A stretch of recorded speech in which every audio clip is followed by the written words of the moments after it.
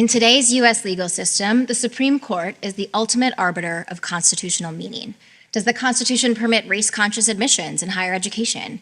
Does it protect an individual's desire to terminate an unwanted pregnancy? Is the president immune from criminal prosecution?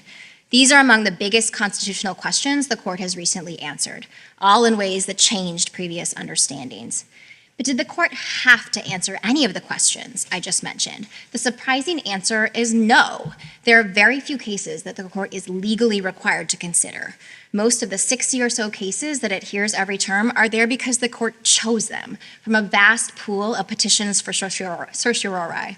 Existing rules set only loose criteria for what the court should take, and there are always more cases that meet the criteria than there is space on the docket. This means that the court exercises vast discretion over which constitutional questions to answer, when to do so, and on which facts. You may think that the Supreme Court simply decides constitutional questions that other actors tee up. In fact, it exerts much more control over the pace and nature of constitutional change.